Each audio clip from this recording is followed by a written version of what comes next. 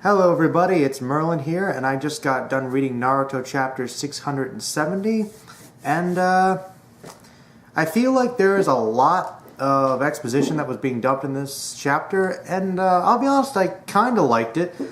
Basically, it starts up with Naruto. He's basically fighting to live again.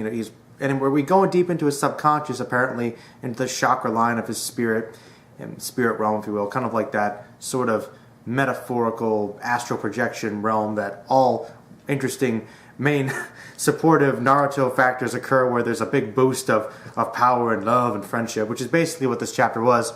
And basically Naruto finds that he has a spirit guide, and that is named Hagoromo. And this guy is essentially, we find out, the creator of Ninjutsu, which was apparently corrupted into Ninjutsu. And we basically learn from literally this individual who apparently not only is long dead, but apparently travels through spiritual generations of time to basically discover true meaning or purpose, some vague philosophical idea, I'm not really sure, but basically he's going through the generations and observing things, but he's here to give Naruto some encouragement, basically.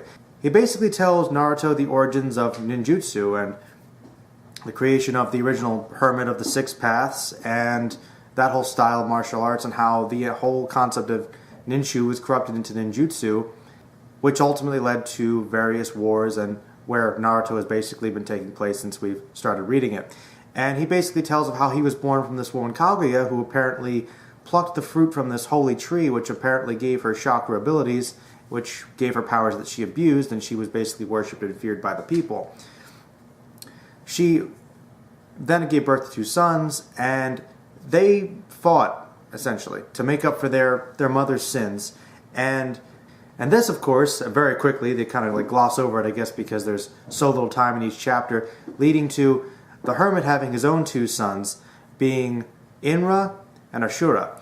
Now, Inra was really good at using chakra, and therefore didn't have to work for it, and naturally he became someone who was really overconfident, arrogant, and abused his powers. Where Ashura apparently was an individual who had chakra abilities as well, but was nowhere near as adept at using them and had to really work for it.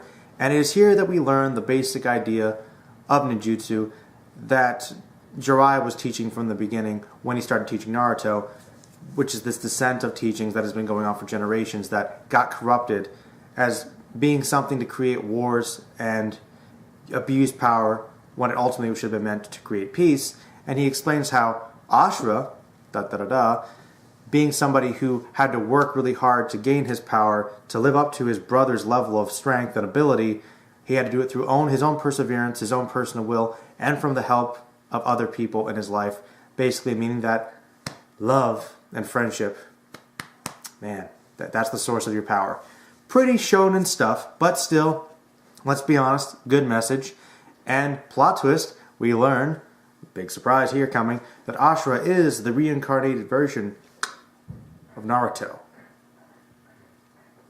Essentially, Naruto is once again one of the many incarnations of Ashura, basically meaning he is Ashura, reborn in a new life, and he once again has to put all his destiny on this kid's shoulders, saying, it's up to you once again to basically get the ninja world back on track, which is essentially what Naruto is, but we can once again get some real confirmation from this mysterious astral ghost man that Naruto is essentially meant to potentially be the Messiah, and that the six paths of the chakra, and apparently all these different mutated beings, spiritual monsters with all the different types of powers, was a big part of this whole idea, sealing the chakra and unfolding into this conflict that we see before us. So, yeah, a lot of exposition.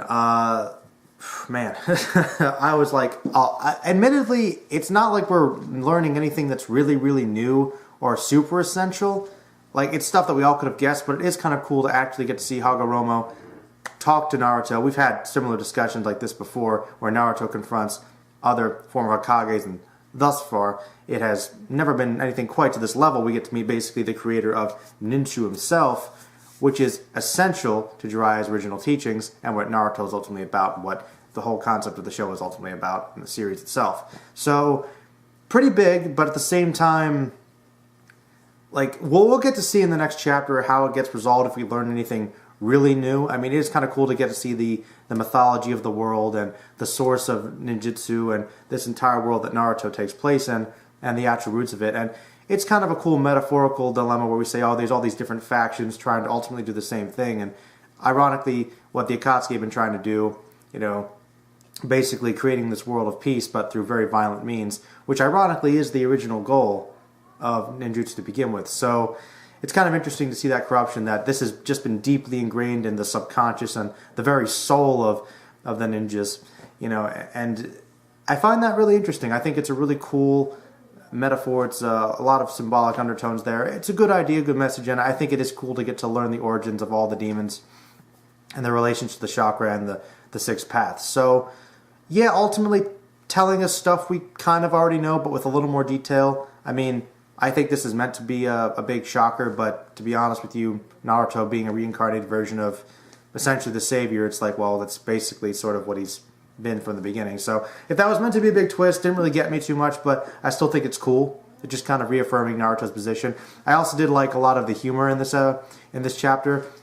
Basically, you know, Agoromo comes up and says, I am here, the spiritual guide, come from the generations to tell you, Naruto, you are the savior. But as he's explaining things, Naruto's, be king, because he's not exactly the smartest guy. He's like, could you, simplify those words a little bit for me? I'm not sure I entirely understand. You're making it too complicated. So he changes the way he speaks to kind of make it sound a little more in tune with how Naruto's used to speaking, basically lowering his language because he is the master of words, apparently. So it's just kind of fun. There was a little bit of humor in there at the beginning, Naruto's kind of like the reader, I've got no idea what's going on. So he's like, could you please explain it a little clearly for me? So maybe that's the author kind of poking fun of a lot of the fans. So, I mean, admittedly, everything was kind of spelled out for you in a little too much detail, but essentially we're probably going to get Naruto coming out of his phase, coming back from near death, and eventually coming to that, hopefully, the final conclusion with a big fight. So, ultimately, actually, I'll be honest with you, I kind of enjoyed this chapter more than the last couple ones. I mean, it was cool seeing Guy get to fight, but I don't know, just I kind of liked it. It was just kind of cool to see Naruto once again. And some of that humor was kind of a nice added change of pace. So, ultimately, guys, that was my thoughts ultimately on Chapter 670 of Naruto. Please let me know what you guys think and comment below. Alright, guys. Merlin out. Peace.